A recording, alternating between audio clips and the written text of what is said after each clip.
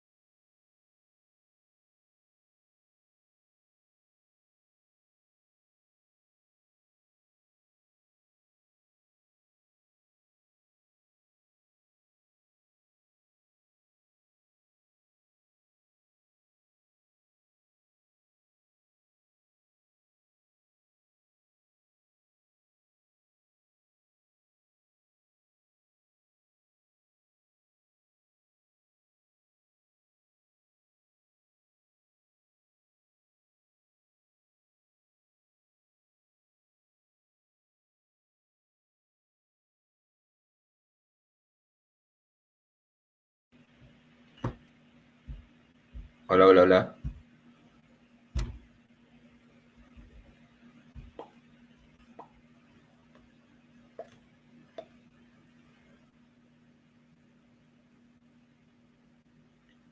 Hola, hola, hola, hola, hola. ¿Me escucha? ¿Me escucha? Joven, buenas noches. Muy buenas noches, joven. Buenas noches, compañera.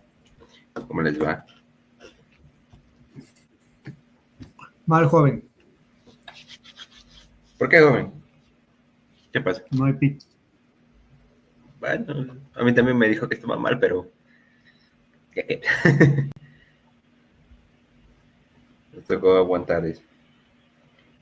Igual repetir otro ciclo creo que nos va a salir bien, ¿no? Déjame conectar aquí el internet porque está mal. No, joven. Eso no es de Dios.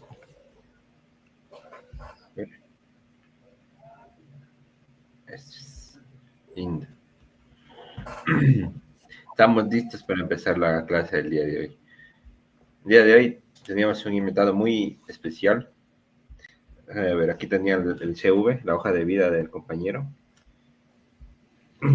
Dice, el compañero que nos va a acompañar el día de hoy es un experto en IA, el futuro Elon Musk y un máster en un lenguaje de programación llamado Erlang. Vamos a tener más adelante en esta clase, la vamos a ir llamando.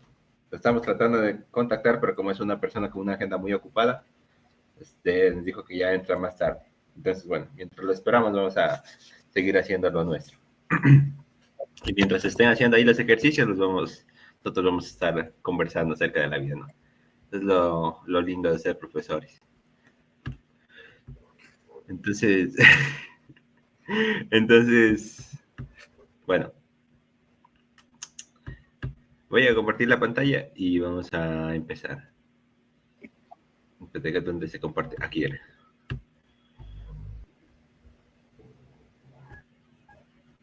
Silenciar esto. Entonces, bueno, el día de hoy, y bueno, es el día número 15 y es nuestro día final con la práctica acerca de lo que fueron las funciones. Esta semana estuvimos tratando diferentes temas relacionados a funciones, desde los más básicos hasta algunos ya muy avanzados, precisamente tratando de cubrir todas esas áreas de conocimiento. Entonces, bueno, antes de iniciar, vamos a ir comentando lo que hemos realizado esta semana, ¿no? Como una review previa. Solo déjame revisar que esto esté bien. Sí, sí, eso. Yeah. Entonces, listo. Esto está de 10. A ver si en algún momento se para el directo, me avisa acá por si acaso. Ya. Yeah. Entonces, bueno, partimos con este tema. En esta semana estuvimos hablando acerca de lo que eran las funciones y la modularidad. Y en el primer día, en el día número 11, hicimos una introducción al tema de las funciones, partiendo desde lo que era el significado de la programación modular. Básicamente la programación modular es una técnica en la que dividimos un programa grande en pequeñas partes, lo que serían los módulos. En esta parte, pequeñas partes del código que serían las funciones específicas a realizar. Las ventajas que presenta esta programación modular es que podemos reutilizar el código, es decir, podemos ocupar la misma función para diferentes módulos. El mantenimiento es más fácil porque podemos localizar los errores, digámoslo, dentro de una función específica y no tenemos que estar buscando todas las líneas de código, digamos, como si lo tuviéramos en una sola función, sino que ya sabemos que esta función nos está dando un error, por ejemplo. La función de suma no nos devolvió una respuesta, entonces ya sé dónde corregir. Y luego está la parte de la colaboración, que básicamente ya dentro del equipo de trabajo real, cuando tenemos varios desarrolladores, podemos dividir el problema para dar una pequeña parte a cada uno que vayan desarrollando, ¿no? Aquí destacamos la necesidad de implementar un estándar, por ejemplo, para el nombre de las variables, ya sea camel case o nail case o el que vayamos a ocupar y que todos trabajen con lo mismo para no confundirnos ahí. ¿Ya? Entonces, bueno, después de la programación modular pasamos directamente a lo que es una función. La representación clásica de las funciones, pues básicamente es un elemento que recibe unas entradas, las procesa, hace alguna operación en su interior y nos devuelve una salida. ¿Ya?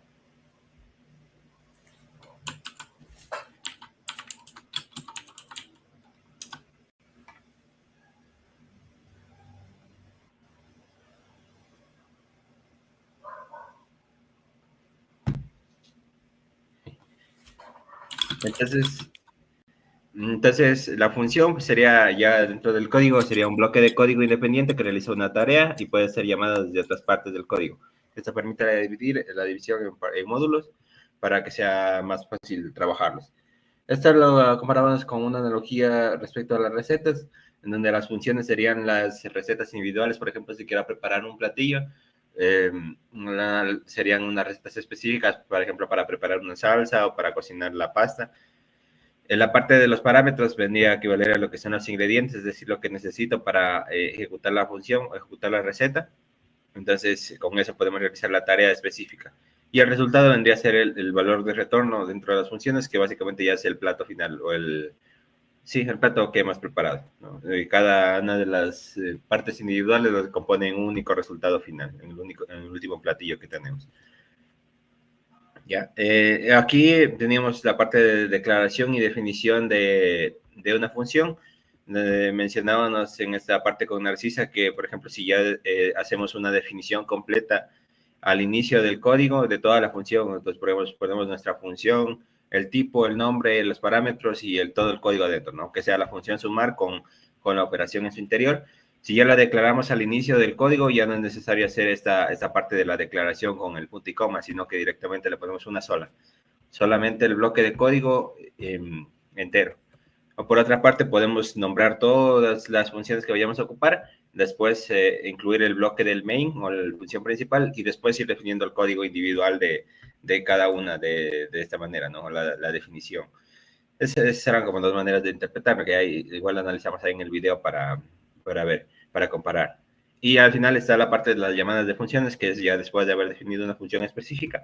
Lo que hacemos es, al interior de otra función, cualquier otra función adentro del código, podemos llamarla por el nombre de la función que hemos declarado y enviarle los parámetros o los argumentos, en este caso, para precisamente operar con estos valores dentro de la función, como este ejemplo de aquí, ¿no? En donde ejecutamos la llamada de la función sumar, enviando los argumentos concretos de 5 y 8. Y nos hará la suma correspondiente de acuerdo a la función que hemos declarado anteriormente, ¿no? El sumar. Bien. Algunas ventajas de usar son las mismas que con el código modular.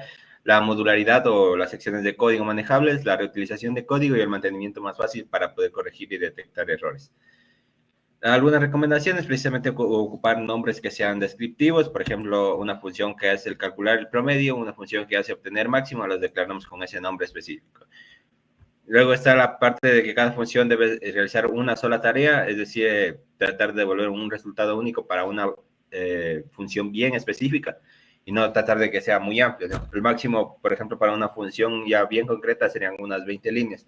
Si ya nos estamos basando de una muy larga, quiere decir que ahí tendríamos como una subdivisión de problemas. Probablemente esa función se pueda dividir en dos funciones pequeñas y esas que se comuniquen entre sí para devolver una respuesta.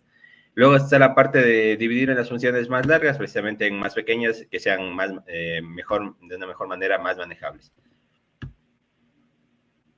Y aquí luego procedimos a hacer unos ejercicios, uno con el área del círculo, otro para encontrar un número par, luego el máximo de 3 números, que eran 3 ejercicios sencillos, y al final incluimos un cuarto que era un ejercicio con matrices, como nos estaba diciendo Narcisa la semana pasada, que si podríamos incluir un poco más de esto. Entonces aquí ejecutamos algunas operaciones extra con lo de las matrices. Y bueno, ahí podemos comprobar algunas cosas interesantes. ¿Ya? ¿De qué capa? Ya. Sí, bueno, lo que se vio el día 12 fue los parámetros y retorno de las funciones. ¿De qué se trataba esto? En sí es que los parámetros son variables que se pasan a una función para que estas puedan ser usadas dentro de un proceso, ¿no? Por ejemplo, está la declaración de la función, que sería un parámetro, y la llamada de la función, que sería un argumento. En caso de la declaración de la función, al definir una función, los parámetros se especifican entre paréntesis, después del nombre de la función, y vuelta cuando se hace el llamado de la función, estos argumentos, los que se están pasando, por así decirlo, tienen una condición que es que debe coincidir con el tipo y el orden en el que los parámetros están definidos. Por eso es siempre tener en cuenta, no ponerlos por poner, sino que cada uno tiene su orden. Bueno, en este caso tenemos un ejemplo que tenemos el main, el cual tiene una variable a y va a llamar al método incrementar. Y en el método, perdón, en el método incrementar,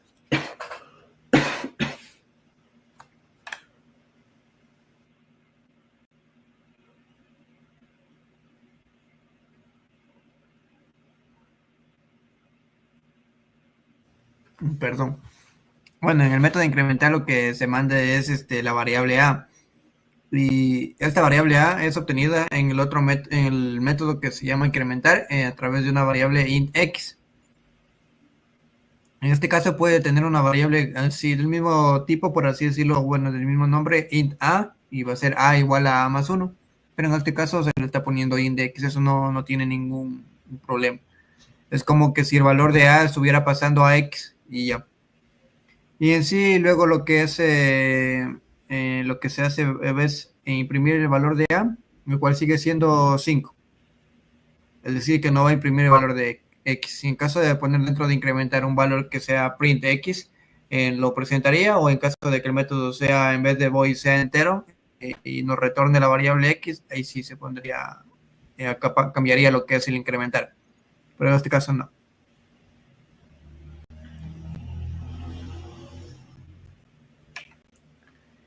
Ya en este caso ahorita tenemos los parámetros, en este caso por referencia. Si se dan cuenta es lo mismo, la única diferencia es de que cada variable va a tener, por así decirlo, ese asterisco. Este, por así decirlo, se lo conoce como puntero. O bueno, se pasa una referencia denominada también por puntero original. En este caso los cambios se realizan dentro de la función y afectan al valor original. Por ejemplo, en este caso tenemos la variable, me va a presentar lo que es 6, ya no sería 5, porque acá arriba ya hizo la suma. Sí, esto nos ayudaría, tiene un valor significativo o una gran ayuda a lo que es el asterisco antes de la X.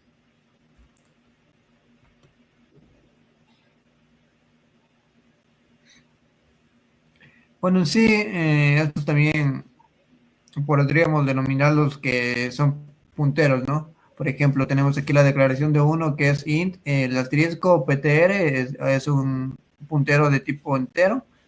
Se le va a asignar un valor, en este caso a una variable a, y ese puntero, si le ponemos el igual, el ampersand a, lo que el puntero va a tener es el valor de a. En este caso, el puntero va a valer 10.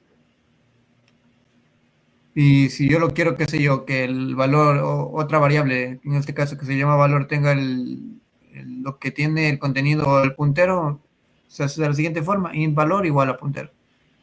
Lo que valore, en este caso, por así decirlo, el número 10 pasó del a al puntero y del puntero al valor.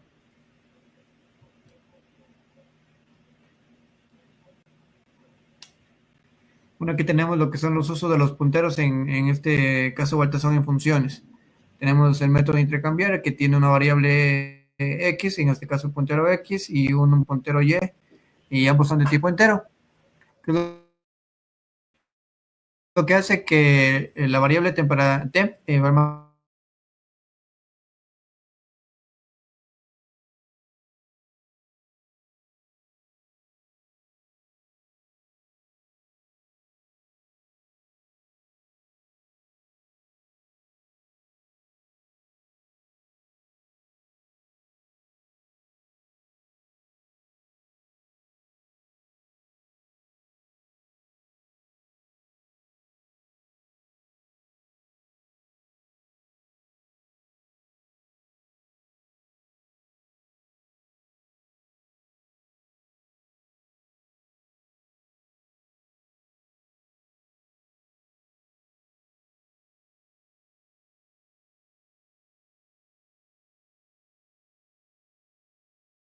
lo que es el puntero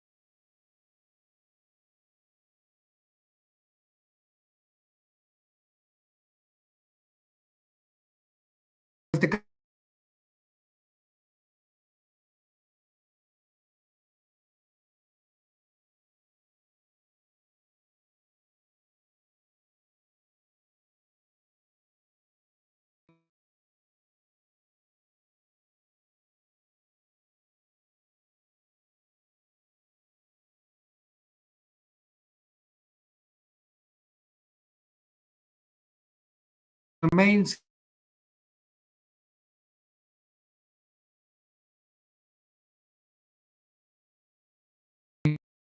lo que hace es presentar. En este caso,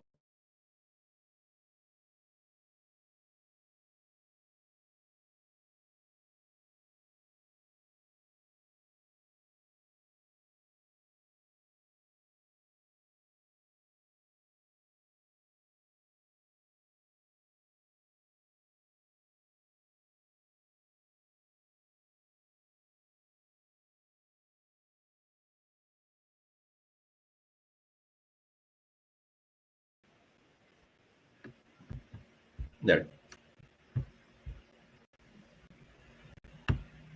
ya,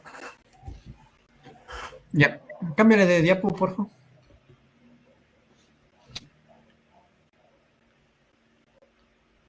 ¿A la anterior o a la siguiente? No, ahí está bien. Ahí. Bueno, en este caso tenemos lo que son los retornos en el tipo primitivo, ¿no?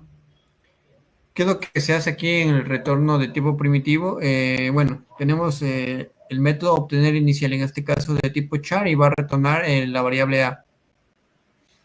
¿Qué es lo que hacemos aquí? Tenemos el método main, inicializamos una variable inicial que sea de tipo char, y esta va a mandar a llamar a lo que es el obtener inicial. Y como está retornando algo, ese retorno lo debe almacenar en una variable. Entonces, ¿qué es lo que hacemos? Mando a llamar a obtener inicial, hace lo que quiere hacer, digamos la lógica, retorna algo, en este caso va a retornar A, y esa variable A se va a almacenar en inicial. Entonces, luego lo que solo quiero es presentar el mensaje o la variable inicial, en este caso inicial va a valer A. Y lo que tenemos en el comentario es que presentará A.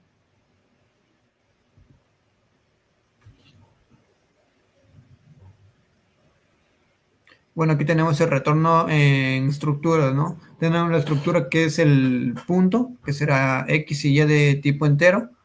La estructura de punto va a tener un método que sea crear punto, y este tiene los parámetros X y Y. Entonces tenemos la estructura punto en una variable P.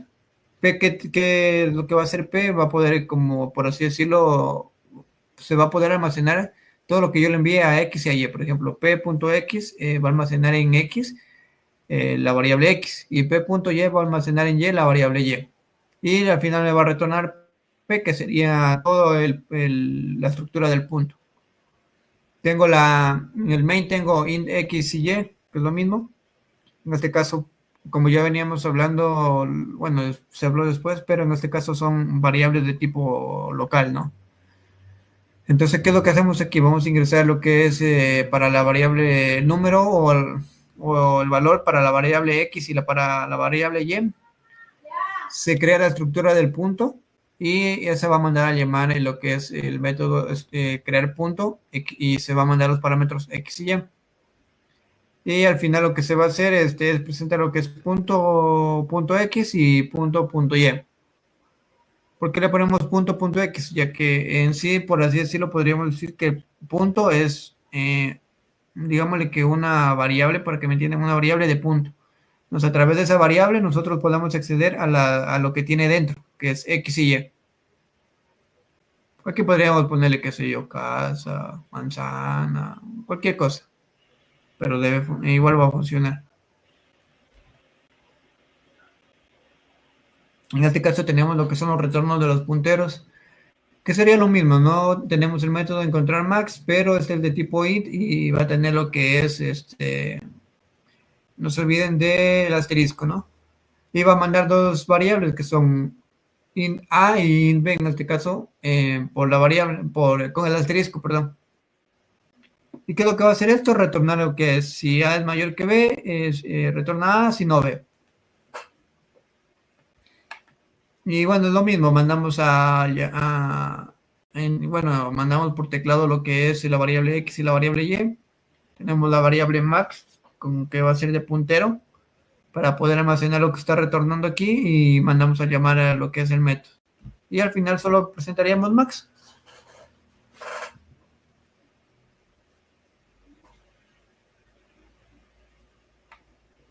En este caso es vuelta a lo que les mencionaba, lo que es el retorno del void. En este caso, void no tiene un retorno en sí, sino que dentro de este vas a imprimir cualquier cosa que lo que necesites, ¿no? En este caso tenemos void imprimir mensaje y manda a imprimir el hola mundo. Y tengo otra que sea main. Y ese main está mandando a llamar al imprimir mensaje. Y luego retorno 0, pero este retorno ya es del main, esto es muy aparte.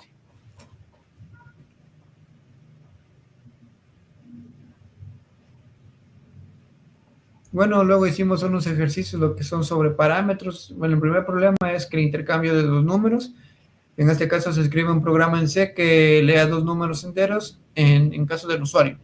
Intercambia sus valores utilizando una función y luego se imprima los valores intercambiados. ¿Cuáles son los requisitos que define una función voy a intercambiar? En este caso, int puntero A, int puntero B. En este caso, tome dos punteros a enteros y los intercambie. El main solicita al usuario que ingrese dos números y llama a la función, en este caso intercambiar, y mostrar los valores intercambiados.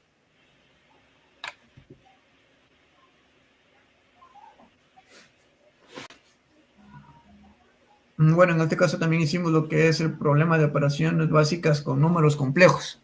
Perdón. Si no me quedo seco.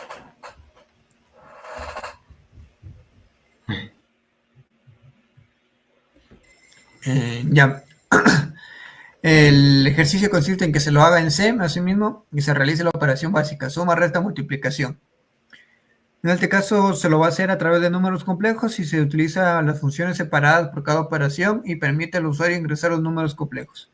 Requisitos: define que es una estructura compleja que tenga dos componentes, en este caso la parte real y la parte imaginatoria.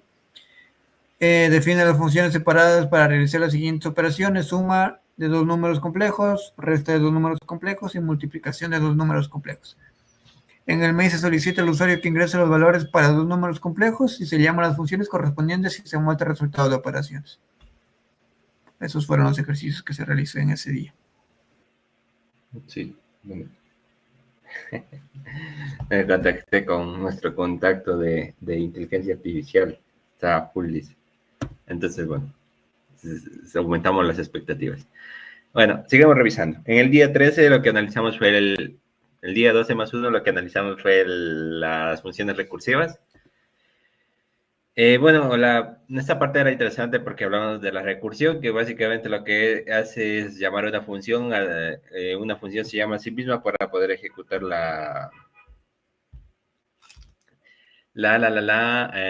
hacia el mismo código, ¿no? Como más imagen vemos, si llamamos a la misma función, vamos a estar haciendo lo mismo, podemos hacerlo hasta el infinito, ¿no? Pero la cosa de la recursión es que tenemos un caso base, es decir, el punto final en donde la función deja de llamarse a sí misma, y esto se da con una condición específica. Y los casos recursivos, que básicamente son desde la primera llamada hasta la penúltima, ¿no? Que sería como llamo a la misma función, a la misma, hasta que se me cumple la condición, por ejemplo, que un valor sea igual a 0, qué sé yo. Cuando llegue a 0, me devuelve el resultado final de todo lo que he ejecutado. La parte de la recursión se puede ver como una analogía, como si se tratase de unas cajas, una caja dentro de otra caja, en donde cada caja sería una función, pero aún no cualquier función, sino la misma función. Por ejemplo, la función, vamos a simplificarlo mucho, pero digamos que sea suma. Todas las cajas son la función suma y se puede llamar a sí misma para seguir sumando el mismo número, por ejemplo, o llamar a otros números que sigan sumando. Entonces, cuando vamos abriendo cada una de las cajas, vemos una más pequeña que hace lo mismo y lo mismo y lo mismo, hasta que lleguemos al final de todas las cajas, de todas las llamadas recursivas y hemos obtenido el resultado final, en donde ya tenemos el valor final precisamente de la recursión. Esta la podemos comparar, la parte de la recursión, con la iteración. La recursión, pues, como decíamos, era llamar a la misma función consigo mismo. La parte de la iteración, en cambio, es lo que se denominan los bucles, ¿no? El for, el while y todo eso, de mantenerse así en una ejecución constante. Se puede ver como algo parecido, ¿no? Porque la recursión es como, casi como un ciclo, ¿no? Porque se llama. Y la iteración es ahí dándole vueltas en el mismo for. La recursión, pues, mantiene un código más limpio y legible y es natural para ciertos problemas. Por ejemplo, en el caso de árboles o gráficos, que ya son temas más avanzados de estructuras de datos, Las desventajas, pues en este caso, la principal desventaja es el uso de la memoria de la recursión, porque técnicamente estamos llamando a la misma función muchísimas veces, entonces ahí se nos va a llenar la memoria mediante la pila de las llamadas. Y luego tenemos precisamente el riesgo del desbordamiento de pila, que básicamente es que llenemos la memoria con las llamadas a la función y no hayamos conseguido nuestro objetivo. Esto también tiene su consecuencia que a veces es menos eficiente que la iteración, aunque dependerá del caso específico que estemos utilizando. Por ejemplo, los que vamos a presentar, a los que presentamos a continuación, eran más, tenían la ventaja principal de que la recursión simplificaba el proceso en lugar de utilizar un for con una llamada a sí misma, ¿no? Una comparación que podemos hacer entre la iteración y la recursión es el caso de la factorial, utilizando bucles y recursiones. Ya. Y bueno, una comparación nuevamente de la recursión versus la iteración. Estos son algunos datos que estamos analizando, pero bueno, el código en el caso de la recursión es más legible, concreto para árboles y gráficos, y la iteración en cambio es más sencillo para problemas que requieren una repetición constante y simple. La memoria, pues el uso de la recursión utiliza la pila de llamadas que básicamente nos llenan la memoria. En la iteración es menos memoria, ya que no necesita mantener todas las funciones, digamos, vivas ahí en memoria. La parte de la eficiencia, la recursión puede llegar a ser menos eficiente y generalmente la iteración es más eficiente, especialmente cuando los problemas son simples. Luego, la parte de la optimización, pues la recursión puede optimizarse de una mejor manera mediante una recursión de cola. Y la iteración no necesita ninguna optimización porque los bucles ya de por sí se ejecutan de manera sencilla. Y luego está la parte de los riesgos, pues en la recursión, el desbordamiento de la pila, si llamamos mucho a una recursión, y la parte de la iteración, menos riesgo del desbordamiento. ¿Cuándo usar recursión y cuándo usar iteración? La recursión para problemas que se pueden dividir en subproblemas más pequeños, o cuando la solución iterativa, es decir, el bucle es muy complejo o no es intuitivo. Por ejemplo, cuando usamos árboles, algoritmos de búsqueda y ordenación, como el quicksort, que lo van a escuchar bastante, y el merge sort. Generalmente para cualquier algoritmo de ordenación suele llamarse una recursión. La parte de iteración, cuando las repeticiones son simples y la solución y esta solución del bucle es la más directa. Esto es importante porque permite precisamente optimizar o minimizar el uso de la memoria. En los casos sencillos, por ejemplo, son los bucles simples, cálculos de suma, productos, generalmente operaciones sencillas, ¿no?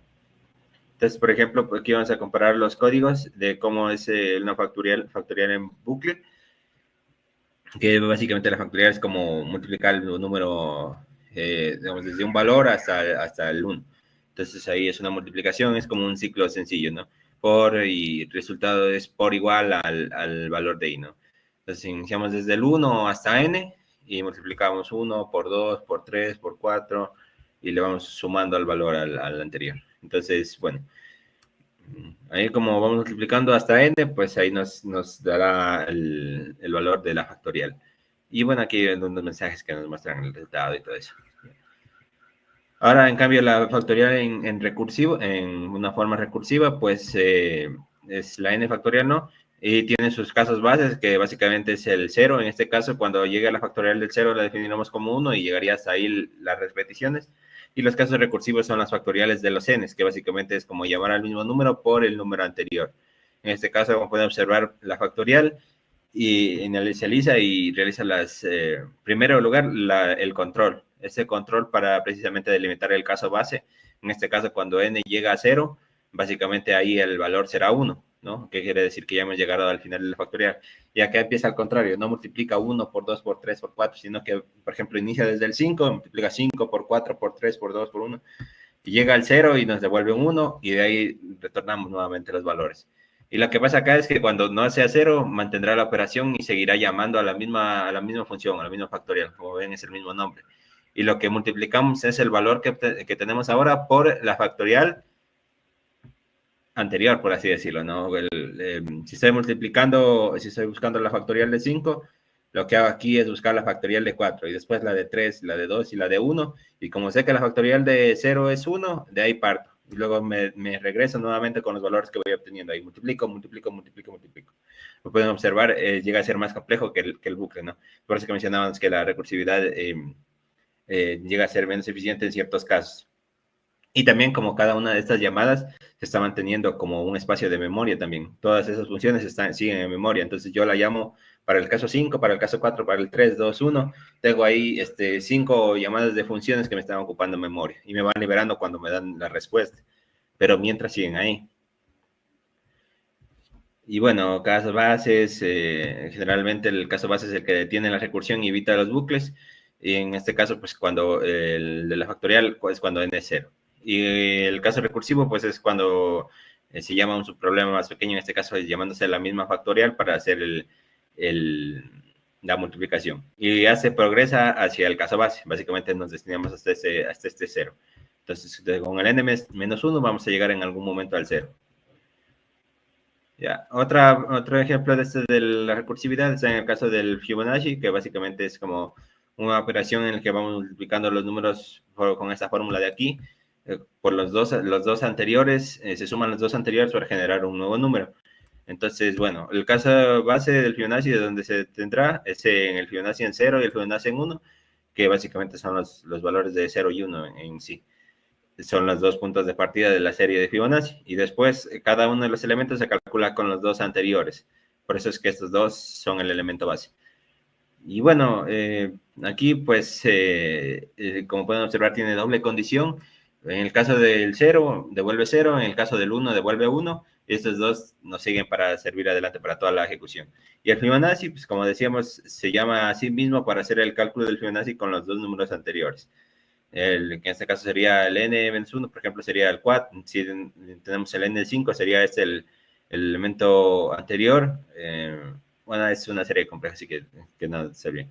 Creo que es 1, 0, 1, 1, 2, 3, 5. Bueno, por ahí está la serie Fibonacci. Pero al llamar a esta operación, comparamos los dos números anteriores y de igual manera aplicamos aquí la recursividad. Ya, igual manera, otro ejemplo con la con las potencias recursivas, que es como realizar las multiplicaciones, en este caso cuando, como multiplicaciones consecutivas, ¿no? Pero en este caso con la recursividad.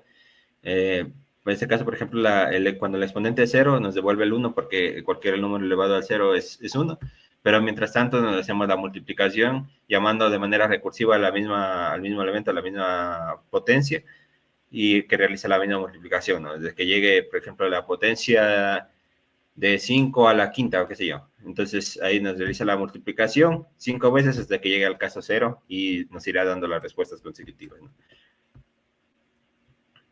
También estaba esta parte de la recursión de cola, que era algo como un poco más complejo, pero bueno, también la analizamos, que básicamente es que la última operación, una función recursiva es de cola, si la llamada recursiva es la última operación que se realiza en la función.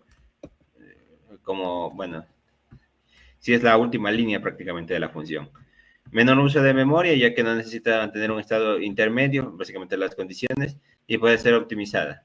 Ese es ese ejemplo de la cola. Y en este caso, por ejemplo, lo que se hace es implementar una función extra que lo que va a hacer es comparar los otros casos.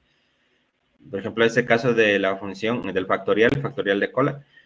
En este factorial se llama a otra función factorial, que esta es la que está haciendo la recursividad. Entonces, por ejemplo, mi función principal del factorial no se estará repitiendo, pero la de acá sí. Entonces, no estaría ocupando memoria con esa, que sería la principal. Y como traigo los resultados de acá, técnicamente lo que hago es traer acá el resultado que me traiga con cada ejecución. Y luego pues, nos muestra el resultado final. Algunas consideraciones: definir siempre un caso claro, un caso base claro, las llamadas de recursiva que sean progresivas y evitar llamadas recursivas innecesarias. Y siempre que se pueda, tratar de implementar esta recursión de cola para precisamente evitar o disminuir el uso de la memoria también. Al final, la recursión tiende a ser menos eficiente que la iteración debido a lo que es la pila de las llamadas y la complejidad en tiempo y espacio, que básicamente es el tiempo de ejecución y el espacio de memoria que nos está ocupando de tantas funciones, pues nos pueden llegar a dar problemas, ¿no? Y aquí también tenemos algunos ejercicios que eran de los típicos de la recursión. Por ejemplo, la torre de Hanoi, la permutación de caracteres, que básicamente es como cambiar ver cuántas combinaciones tendría de caracteres en una cadena. Subconjuntos.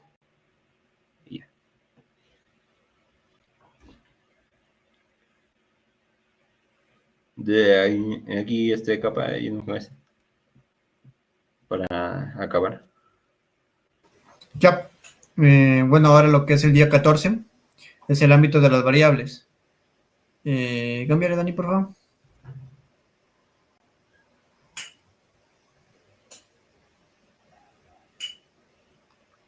¿A qué nos referimos con el ámbito de las variables? Es que en sí se podría decir que es cuando una variable es accesible, ¿no? Tenemos tres tipos de ámbito, en este caso es un ámbito local, un ámbito global y un ámbito de bloque. En el ámbito de, digamos, de una variable local, en este caso local,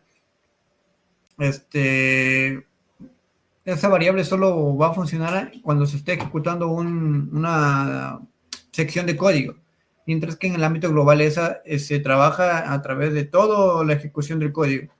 Es decir, que si yo quiero hacer una suma, esa variable suma solo va a estar ejecutándose en el bloque de código llamado suma.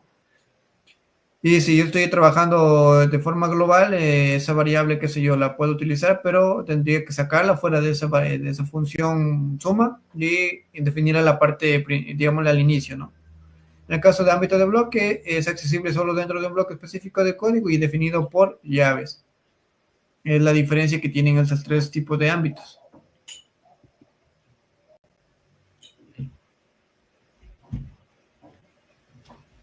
Las variables de ámbito local tienen características que son accesibles dentro de esa función o bloque. Lo que les mencionaba anteriormente solo va a funcionar dentro de ese bloque de código, ¿no?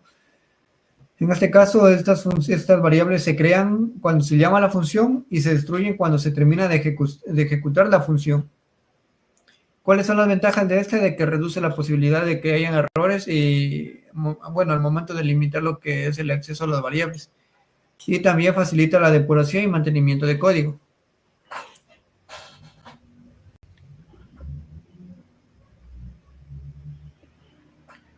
Por ejemplo, que tenemos el código, que tenemos una función, bueno, claro, una función llamada función, en el cual tiene una variable llamada, bueno, en este caso se llama variable local. Se ingresa la cantidad o, bueno, el valor para esta variable y se la presenta. Entonces, como esta es una variable local, esta variable solo va a ejecutar cuando se llama esta función, no va a estar en constante movimiento, por así decirlo. Entonces, si yo tengo más funciones, si esta variable, que en este caso se llama variable local, solo existe dentro de esta función, solo ahí se va a ejecutar y no pasa nada si tenemos más funciones y llamamos a los demás. No va, por así decirlo, tiempo en ejecución no se va a perder.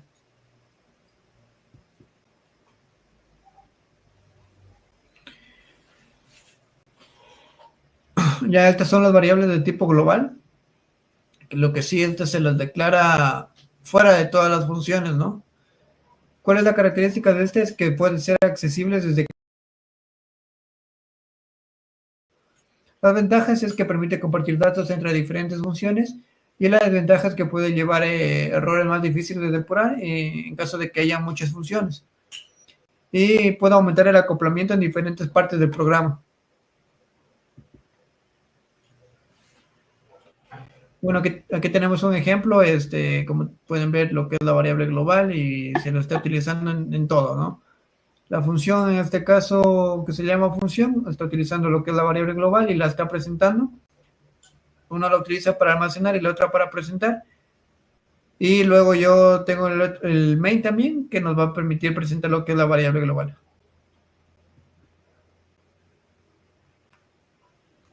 Lo que son las variables de ámbito de bloque, estas son declaradas dentro del bloque específico del código. ¿Cuál es la característica de Es que solo es accesible dentro de ese bloque y se crean y se destruyen cuando entra y sale del bloque. Podríamos asemejarlas a lo que son las variables locales. ¿Cuál es la ventaja de es que es similar, como decía, es similar a las variables locales y ayuda a limitar el alcance de la variable? Por ejemplo, en este caso tenemos lo que es el main y tiene la variable x y tiene lo que está por así decirlo, inicializada fuera del área del bloque. Luego tenemos lo que es int x es igual a 20, que está inicializada dentro del bloque y va a presentar lo que es x. Y como les decía, si se dan cuenta, estas variables solo se las puede presentar dentro de llaves. Si se las presenta afuera, ya no sería lo que es variable de ámbito, digámosle, de bloque, porque no está dentro de una llave.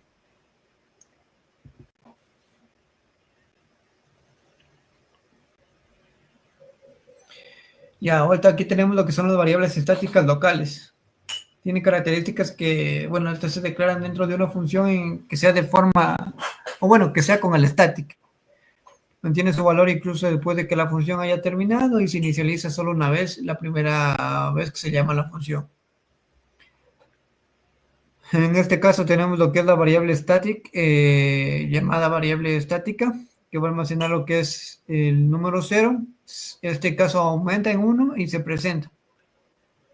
En este caso se va a llamar 3 veces a la función y esta variable va a ir en aumento cada vez que se llame la función.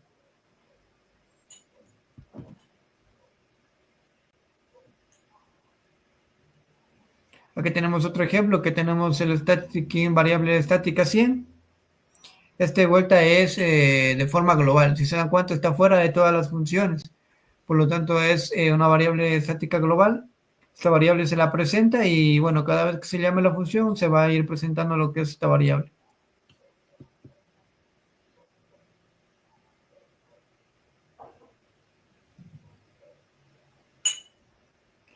Ya, lo que aquí tenemos vuelta es la duración del almacenamiento de las variables. ¿A qué se refiere esto? Tenemos aquí un ejemplo, lo que es el método Boolean, que es una función, y el main, ¿no? En la función vamos a tener lo que es la variable automática de 10 y esta variable se la va a presentar. Y bueno, se la va a ir mandando a llamar en sí cada vez que estemos en el main y se manda a llamar la función.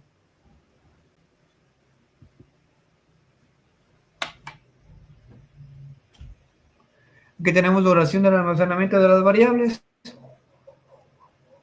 En este caso, de ser static, tiene una vida durante todo el tiempo de ejecución del programa. Entonces, no es necesario de que yo esté llamando a la función, sino que esta variable ya va a estar ejecutándose en todo el programa, desde que inicia hasta que termina. En este caso tenemos lo mismo, que se inicializa como static. En este caso es variable de tipo entero y tiene el número 10. Se lo presenta y esa variable va a ir aumentando. Entonces, cada vez que se llama la función, la variable va a ir en incremento, de uno en uno. Luego tenemos lo que es la duración del almacenamiento de las variables. Bueno, en este caso tenemos lo mismo, pero se lo va a utilizar a través del malloc y del free. Sí, ¿qué es lo que hace? En este caso son dinámicas y ¿qué es lo que hace el malloc? Es, por así decirlo, almacenarlo en el tamaño de en este caso está haciéndolo de un entero, ¿no? La variable dinámica se almacena en 20 y esta variable se la presenta. ¿Y qué es lo que hacemos, por así decirlo, para poderla liberar o que se elimine la cantidad de este 20? Es a través del free, que el free está liberando la variable. Está diciendo, mira, ya acabaste tu tiempo, ¿sabes qué? Deja de cargar con ese peso que tienes ahí, suéltalo. Entonces la variable va a quedar, por así decirlo, vacía.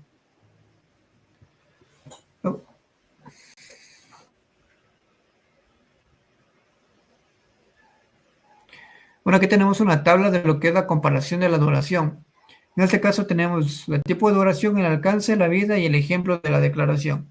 El tipo de duración, en este caso automática, el alcance es local, tiene la vida de que es del ámbito de la función del bloque, se lo declara, se lo representa a través de x es igual a 0. En el caso de la estática, puede ser local o global. Bueno, su vida es durante toda. Y en el caso de la dinámica, pues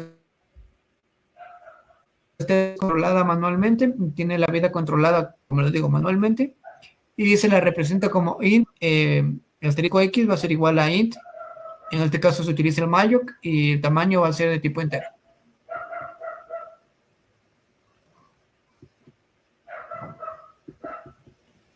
Un tren ejercicio. Bueno, y aquí hicimos algunos ejercicios, y en sí esa fue toda la clase que se vio el día, bueno, estos días mejor dicho. Sí. llegamos a la parte final del día de hoy. Entonces, bueno, ¿qué les pareció mientras tanto? ¿Tuvieron alguna duda de todo esto? Porque estaba complejísimo. Hasta yo me perdí. No sé qué les pusimos aquí de diapositivos, así que filas. ¿Se perdieron alguna parte o necesitan algo que estén comentando? Por ejemplo, los punteros, retorno, recursión. Bueno, eso creo que era la parte más compleja. Después estaban los ámbitos y la duración de las variables. Entonces, bueno, mientras nos comentan ahí si tienen alguna duda, yo voy a hacer la llamada de emergencia al contacto y nos vamos a ir preparando.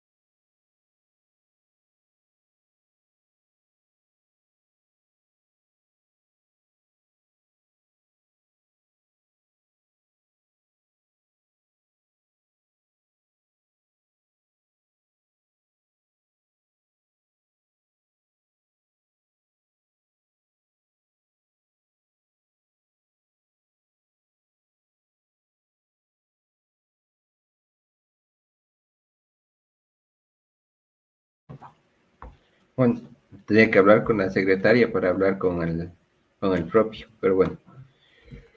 Mientras llega, vamos a divertirnos. Vamos a ver lo último que queda de esta semana. Tenemos, tenemos 4 ejercicios que están facilitos. En 5 minutos ya lo sacan. Tenemos el primero, que es un algoritmo de ordenamiento por inserción. Facilito. Esto como nos lo tomaron de prueba final de una materia, así que esto imparto que ya lo tienen. Luego está un sistema de inventario completo con memoria y variables estáticas, también ocupando estructuras y todo eso. Bueno, de hecho esto ya lo hicimos en clases, está aquí repetido. Así que si lo tienen por ahí, bueno. Luego está la parte de un árbol de búsqueda, en este caso utilizando lo que es la recursión, como mencionábamos precisamente en la clase de recursión, y punteros de las estructuras, memoria dinámica, es facilito, es facilito. Y al final un sudoku, que este será, este es como, fueran 9 tableros, creo, o algo así, como esos que salían en los periódicos. Este también lo hacen en par toques. Entonces, bueno, de aquí en unos 15 minutos ya han de tener ese código. Entonces contamos con ustedes, los que asistieron el día de hoy, para ver esto. Narcisa, María, y con esto se van a celebrar el fin de semana. Entonces, entonces empezamos. A ver, estos ejercicios sí están bien complejos, la verdad. Si les iba a decir, de hecho, para la próxima semana, más bien porque sí están bien largos y tal vez no hay algunos que se compliquen demasiado como para sacarlos. Por ejemplo, bueno, estos dos primeros no están demasiado, estos dos últimos sí, y eran códigos bastante complejos. Pero para entender todo el funcionamiento de las funciones y cómo se implementan ahí en un solo sistema, lo podemos ir observando precisamente. Entonces, no sé qué opinan. Narcisa y María, ¿qué nos comentan? Cuenten. ¿Qué les parecen estos ejercicios?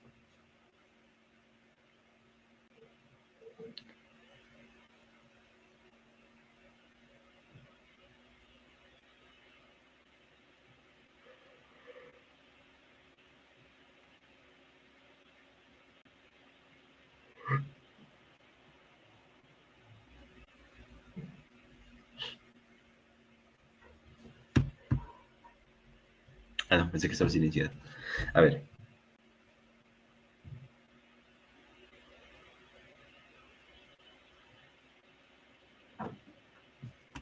Yo creo que se quedaron espantadas con los ejercicios que le pone joven a usted.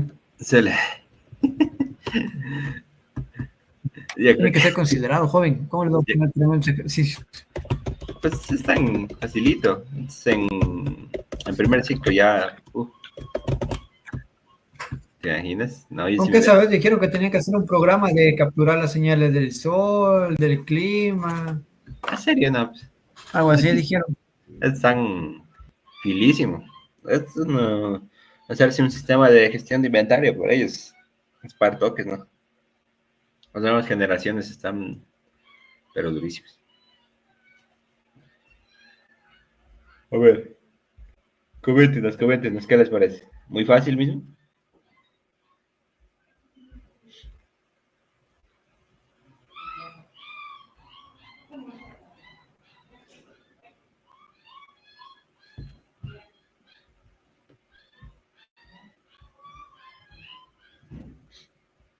Un quinto cholo. Se fue Mari.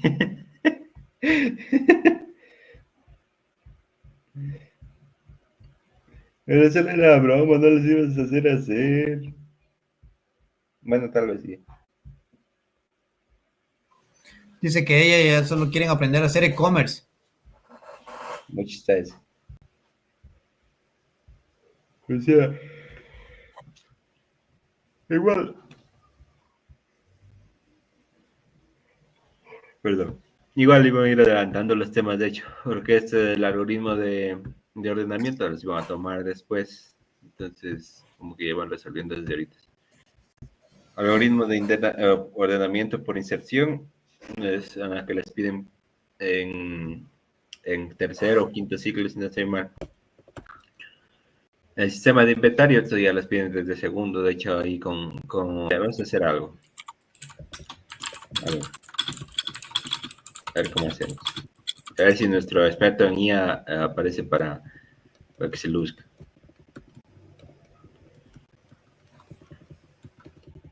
A ver.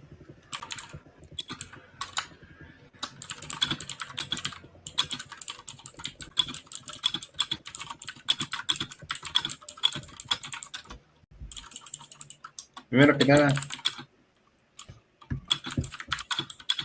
vamos a decir lo siguiente.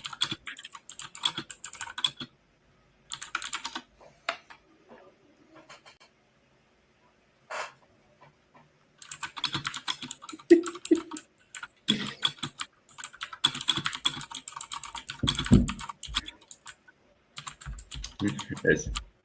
De ahí ya comencemos a morir. Luego, veamos.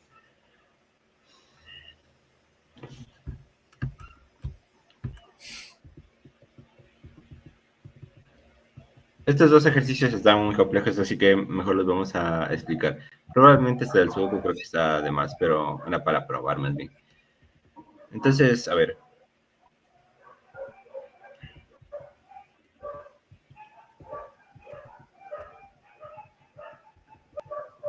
A ver, ¿qué hacemos? ¿Qué hacemos?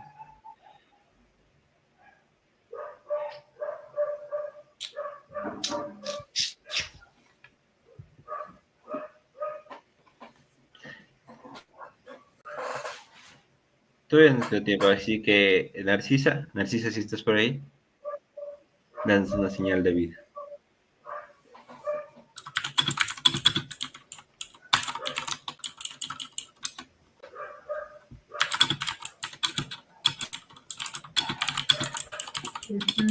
Buenas noches, chicas. ¡Oh! Sí, salud. ¿Quién habló? ¿Quién habló?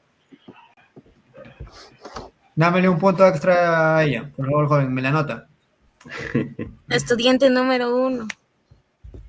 Así veo. Sí, Anotadísimo. María ya se fue, ella no. Solo Narciso. Narcisa. A ver. Es la Narcisa que ya quiere aprender a hacer e-commerce, sistemas cliente, servidor, microservicios. Joven, enséñale usted que le sabe bastante. Ya le estás espantando otra vez. Yo también ya voy a ir como la compañera. No te vayas, no te vayas. A ver. Negociemos. Negociemos. Me siento extorsionado. A ver. Vamos a hacer algo. ¿Qué dices tú, Narcisa? ¿Qué opinas? ¿Qué opinas de este tercer Pero ejercicio?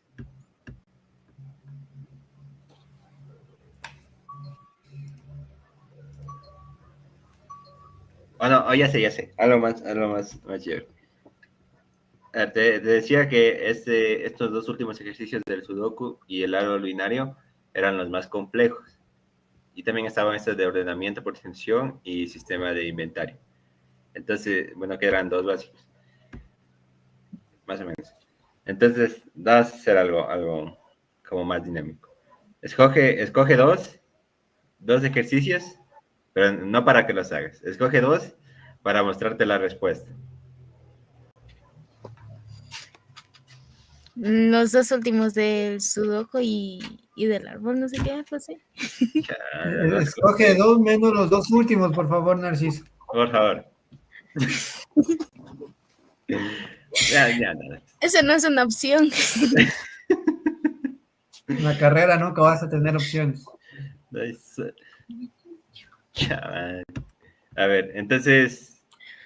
Bueno, vamos a ver. Ya que. Para que me ponga a negociar como si ve. No negocio. Ya todo por nuestra alumna favorita. Eso.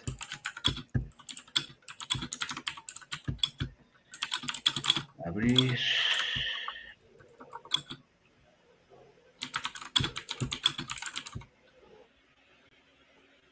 A ver. Era el árbol. Y el sudoku. Árbol y sudoku. Pero este de sudoku estaba muy largo.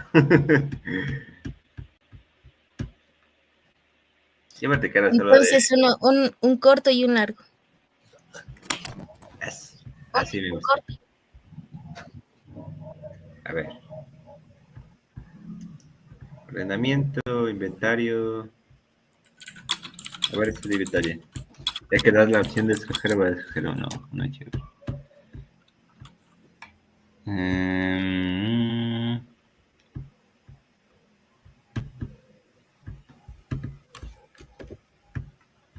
Bueno, ya me puso de buenas la compañera por quedarse aquí. Dani, dice ¿quién? ¿La María? Que no le hablas, dice. Que ya le ha dado sueño. Como que ni hablan. ¿Qué estamos hablando? ¿Cómo? ¿Que no hablamos nosotros o que no hablan ellos? Sí, aquí estamos. Full diálogo con Narcisa. ¿Sí o qué, Narcisa? Claro, pues solamente ella faltaba. Y ya, pues ya se nos fue. Ay, ay, joder. Mañana A ver, Dani, ¿cómo me Narcisa le enseñan va a a ver. hacer e-commerce? En React enseñan. ¿A quién? E-commerce en React. Es un loco de los e-commerce. Por ahí hay alguno. Ay, a ver. Mientras verás que se convence María de volver a ingresar. A ver, ¿qué le escribiste?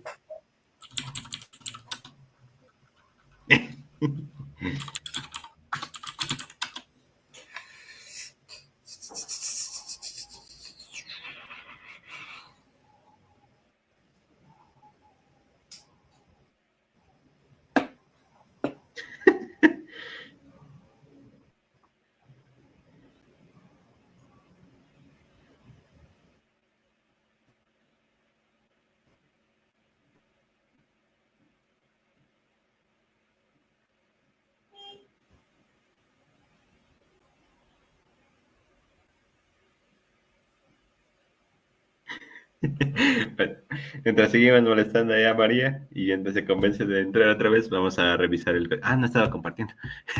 Vamos a revisar ese código. Entonces, bueno, a ver. Ah, ¿en qué estaba? En esto que estaba de humor. Ordenamiento por inserción, inventario de memoria, ordenamiento por inserción, inventario de memoria. Bueno, este de inventario ya, de hecho es uno parecido a los que hicimos en clase pasada, así que quitémoslo. Entonces, vamos a analizar uno sencillo y uno complejo. ¿Ya? Bueno, de hecho este era más largo que el Sudoku, creo, pero el otro tenía mucho foro. Me dio cosa verlo más. A ver. Entonces, revisemos. Ordenamiento por inserción. Este será el primer ejercicio. Y que básicamente lo que vamos a hacer es implementar el algoritmo de ordenar un arreglo por inserción. Ordenamiento. ¿Quién entró? ¿Quién entró? Esa.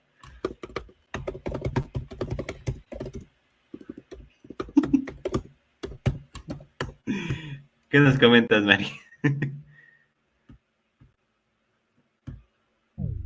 Ya volví.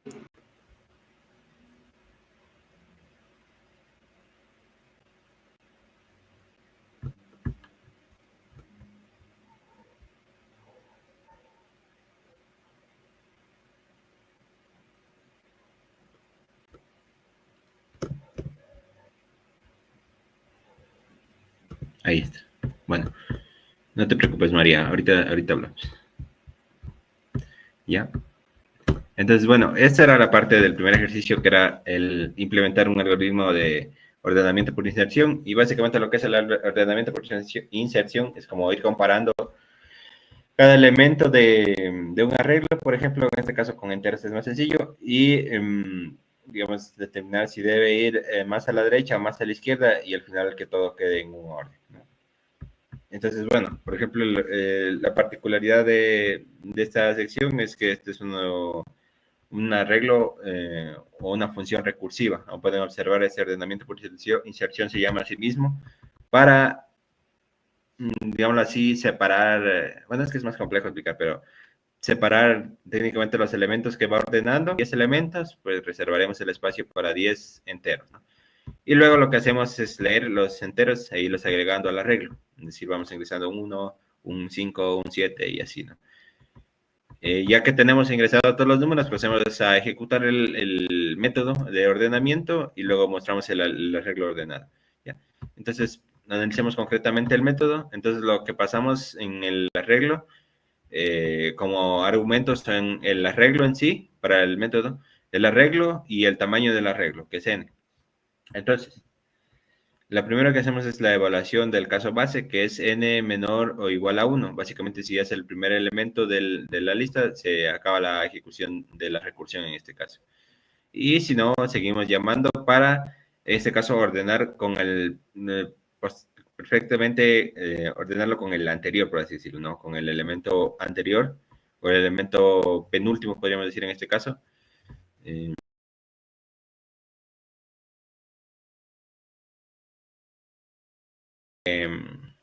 El n, digamos que lo tenemos para 10 elementos, pero el índice final será el 9, entonces por eso necesitamos pasar el menos 1. Entonces, digamos, el último elemento del arreglo será la posición número 9. Y luego tenemos este auxiliar o esta variable auxiliar que es el j, que lo que hace es escoger al penúltimo, es el n menos 2. Y luego mandamos con un while a hacer las comparaciones. Si el j, que es el elemento penúltimo, es mayor o igual que 0, es decir, no se trata del último elemento, o es el primer elemento del arreglo, y el arreglo en la posición j es mayor que el último, hacemos la reasignación técnicamente de esto, ¿ya? Entonces, por ejemplo, si, qué sé yo, si j es, por ejemplo, tengo un arreglo de 5 elementos, y aquí escojo precisamente que me traiga el elemento en la posición número 4, que sería el último elemento del arreglo. Y aquí quiero traer el índice para la posición número 3, ¿no? El elemento en la elemento siguiente, ¿no? La posición del último es igual al elemento penúltimo. Como que cambiamos el orden, ¿no? Y en este caso reducimos en 1 la variable j para volver nuevamente al while. Entonces, esto como que vamos a ir comparando el tercer elemento con el cuarto, y si se cumple la condición, reducimos en 1 y volvemos a comparar. ¿Ya? Y digamos, eso es lo que tenemos aquí, ¿no? Y arreglo, y ya. Entonces, por ejemplo, si en un caso no se cumple o se cumple que el penúltimo es menor que el último, no va a entrar a esta condición, no va a cumplirse la condición y no se va a realizar el intercambio, ¿no? Luego, ¿qué tenemos? Pues el arreglo en la posición, bueno, una reasignación final cuando ya termine la ejecución, para volver nuevamente al arreglo en la posición j más 1, que sería el último elemento, al terminar la comparación, para asignarlo precisamente al último, ¿ya? Cuando ya llegue al final. Esto, como pueden observar, por ejemplo, este while se rompe cuando ya no tenemos un número mayor, cuando el anterior es menor. Entonces, es por eso que aquí nuevamente la llamamos. Al hacer el ordenamiento por distracción, técnicamente, cada vez que la llamemos en la nueva posición, como que nos va a ir devolviendo los valores ordenados. Eso tiene una complejidad mayor, ¿no? En tiempo de, digamos, en tiempo de procesamiento. Es más complejo. Es decir, se demora más tiempo. Entonces, porque tendría que devolver los resultados de cada ordenamiento y después comprobar si están bien ordenados, ¿no? Luego, nuevamente, vuelve a llamar a la misma función y sigue ordenando uno por uno. Entonces, escoge 2, luego 3, luego 4, luego 5, de acuerdo a ese ordenamiento de inserción. Y luego los 5, pues los vas delimitando en 5, 4, 3, 2, 1. Y luego sí, 1, 2, 3, 4, 5. ¿No? Como va devolviendo la respuesta después. Y la asignación final para mantener el orden. Y luego, pues, de hacer ese ordenamiento, se supone que al final vamos a obtener nuestro arreglo ordenado, ¿ya? Y para terminar la ejecución, en este caso, como estamos haciendo la reserva dinámica de memoria, hemos tenido 10 espacios de memoria para precisamente nuestro arreglo. Y al final tenemos que liberar dicho espacio, ¿ya? Entonces, bueno, para probar esto, si funciona correctamente, vamos a ejecutarlo.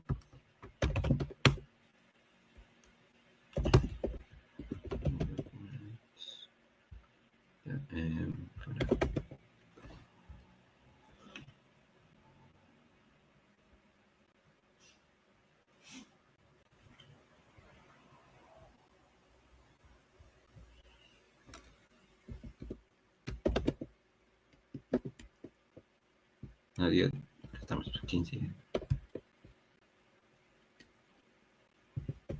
¿Qué tenemos aquí? Entonces, por ejemplo, compilamos este de ordenamiento, inserción, .c, en un archivo compilado. Ya, está bien. Confiamos y ejecutemos el ordenado. No, ¿cómo era?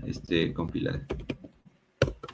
Es el tamaño del arreglo, entonces pongamos, por ejemplo, un arreglo de 6 elementos y vamos a ingresar los elementos, en este caso uno por uno.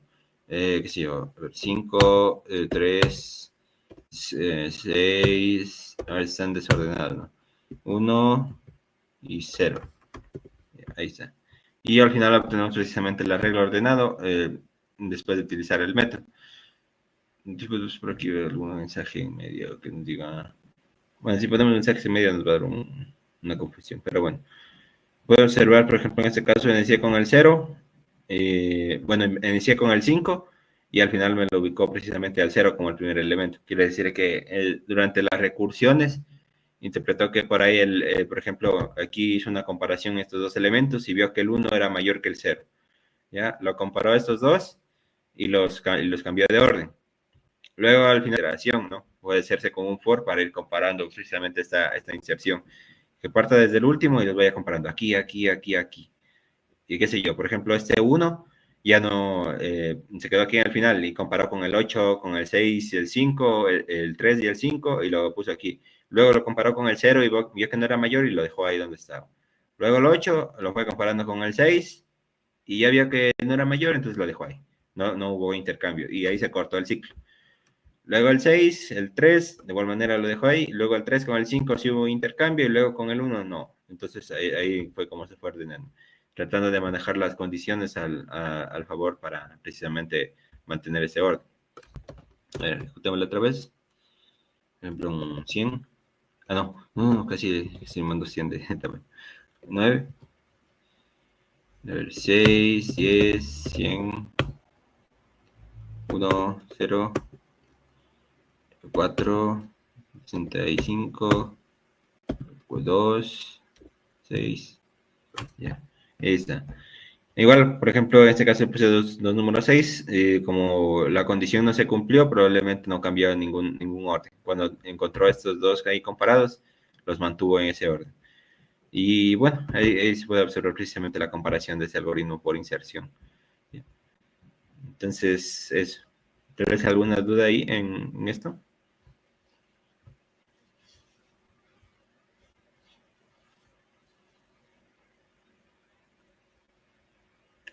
Question, hijo. Question, no question.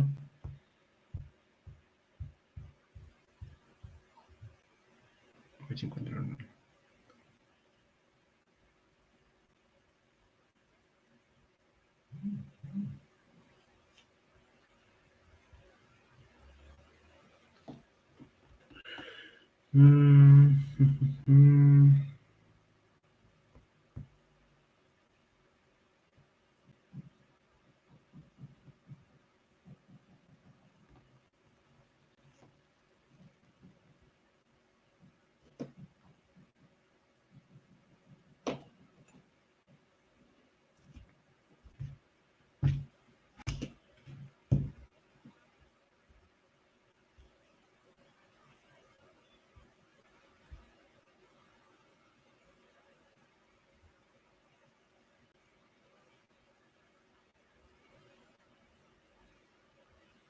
Uy.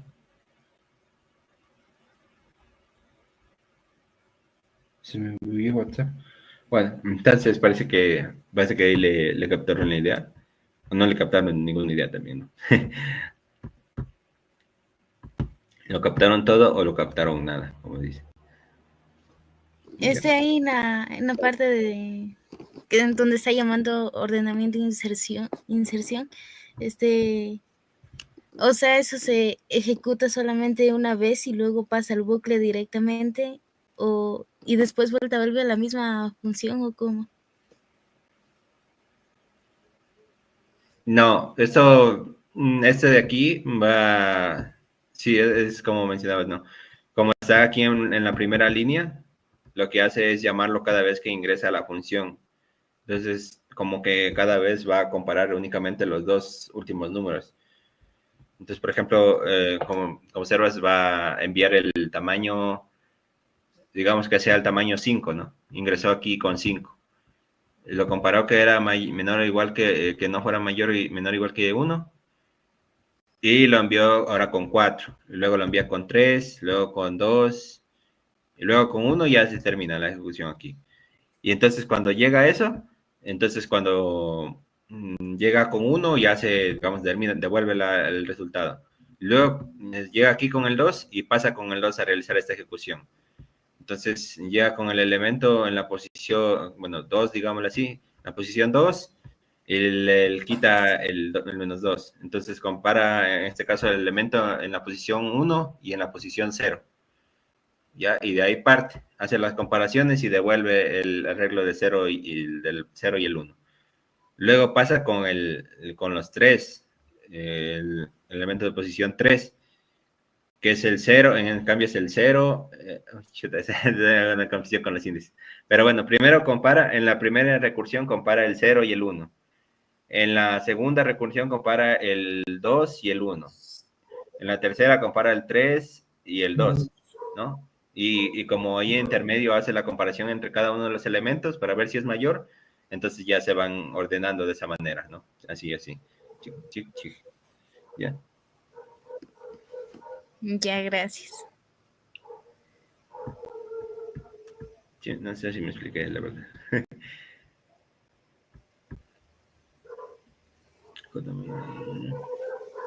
Sí.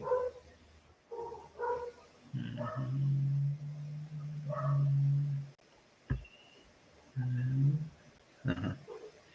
Igual, por ejemplo, esta como este J de aquí, este J menos menos, hace que compare, por ejemplo, si uno, digamos que si el anterior ya fue mayor, si estoy comparando el 3 y el 2.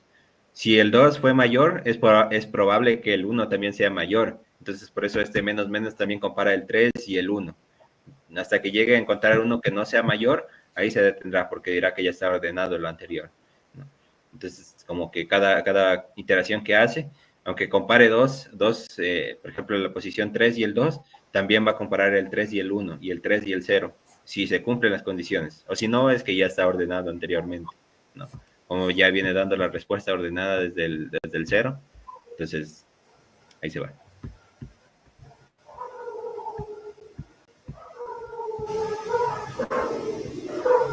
Bueno, entonces está ahí con esto del ordenamiento.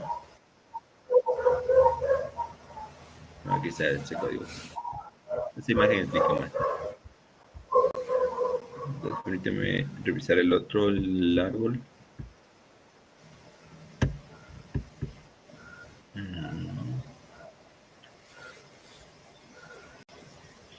Ya, esta estructura del árbol es técnicamente como una lista. Bueno, árbol, lista. Sí, es algo similar. Busca por árbol, dice número en el árbol, número. Sí, hay un montón de código. Entonces, a ver, podemos revisar esto de aquí, porque es parte de estructuras de datos, de hecho, esto. Entonces, bueno, tenemos este de ordenamiento, luego está el otro que es el de inventario de memoria. Ya, bueno, sistema de inventario con memoria y variables estáticas.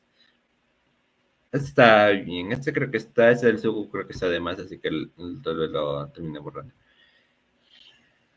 Este les va a quedar como de ver, ya que están animadísimos.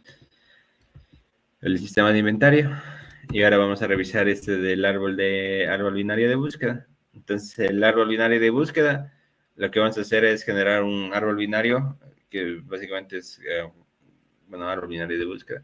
Es como una estructura de árbol con nodos, en lo que vamos a hacer las operaciones de inserción, búsqueda y recorrido en orden.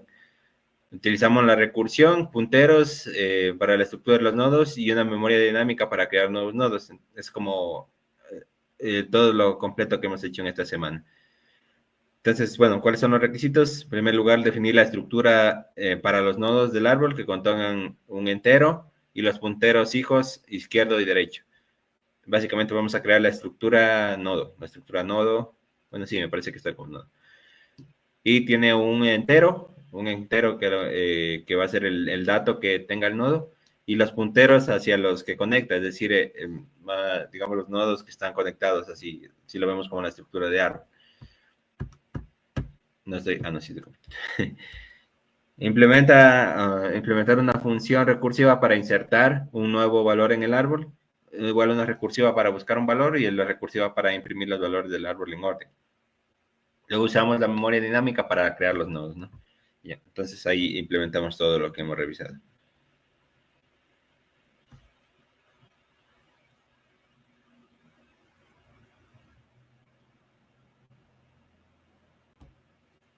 Okay.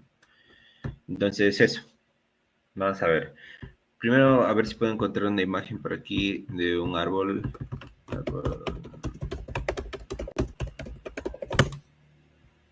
Ah, aquí está. Sí, sí salió. A ver si salió lo que quería. Sí,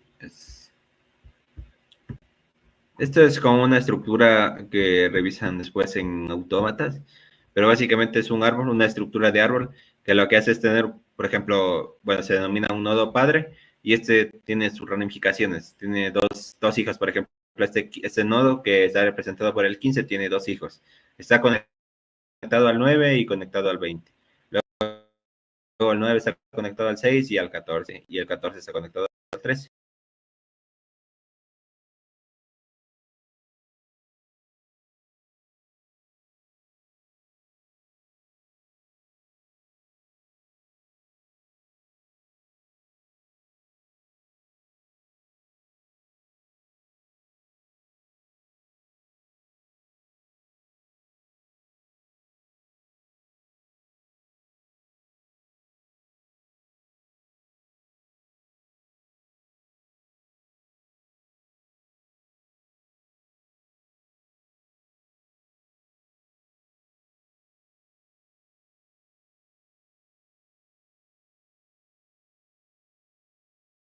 De opción y de datos.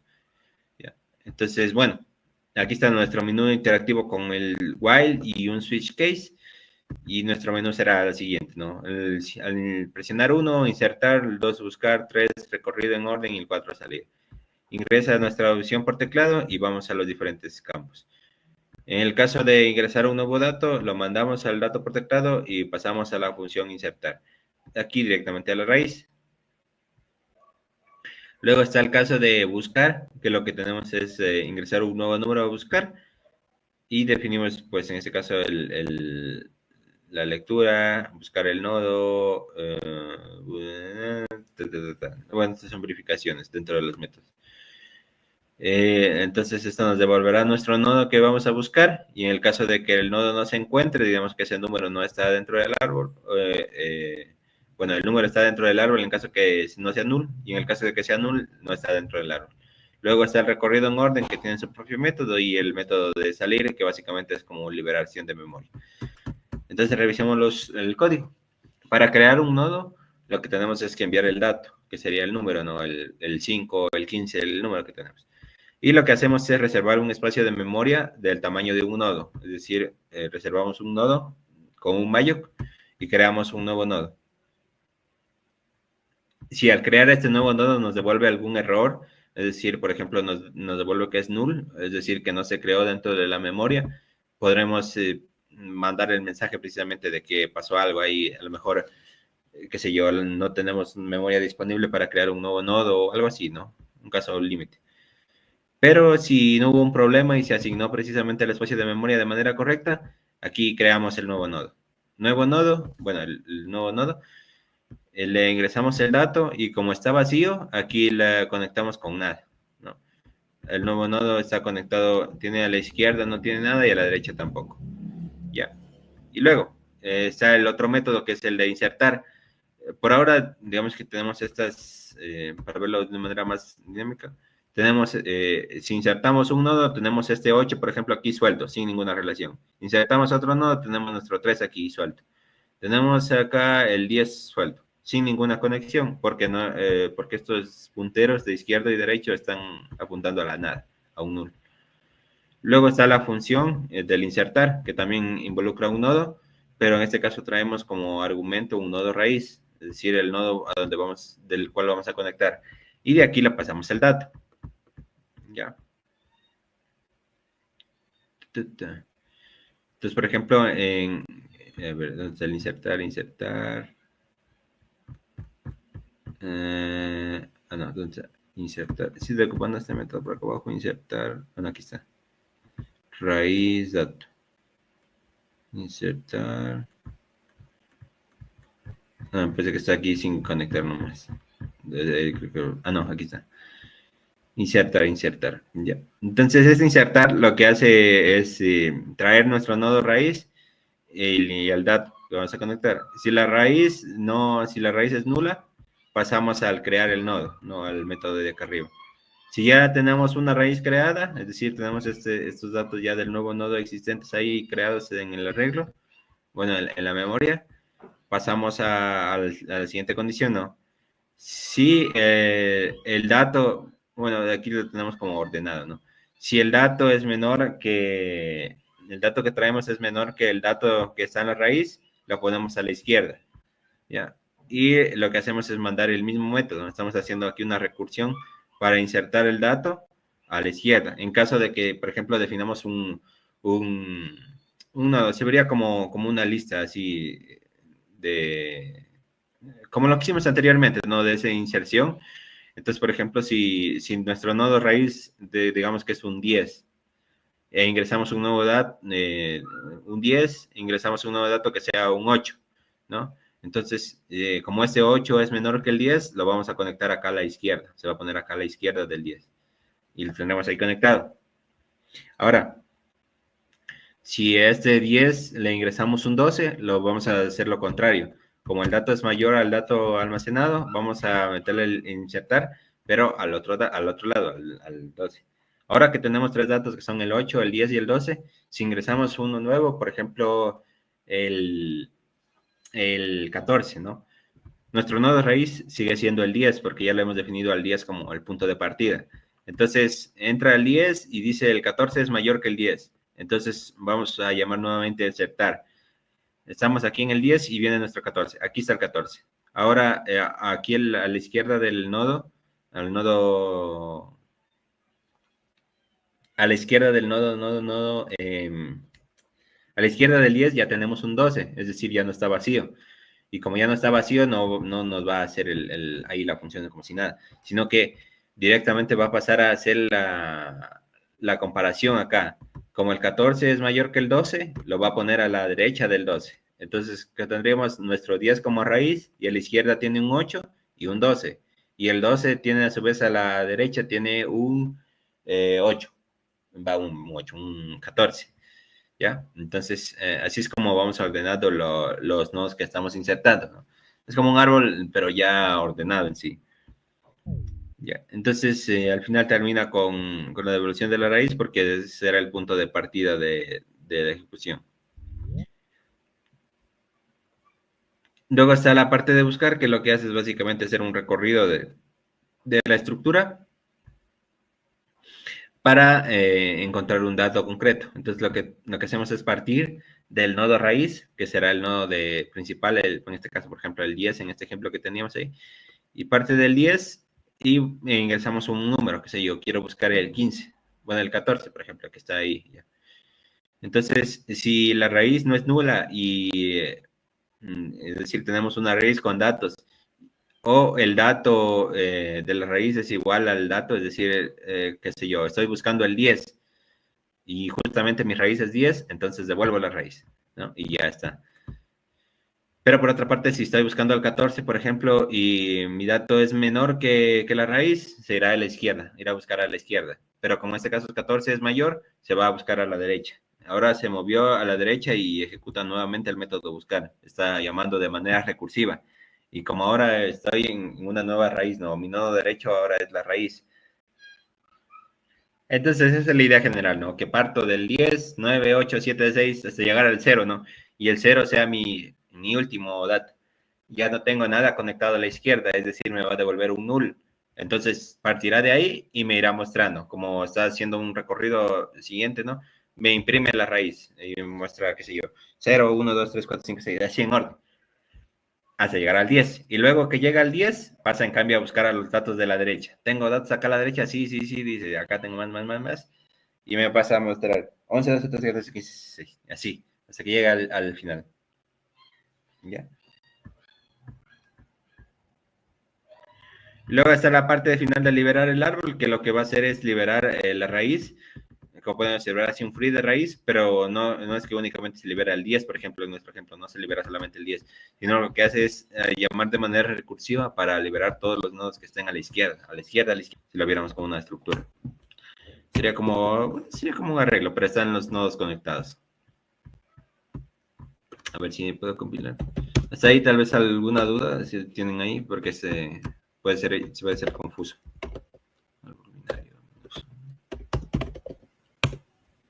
Uy. No. Es un error por llamarlo así. Chata. El código. ¿Por qué anda dañando el código, joven? Lo llamen de otra manera. No es que esto permite llamar. Uy. Me metí a llamar como flecha o como punto. Raíz, punto derecho. Pero que dice. Es que son punteros. Claro.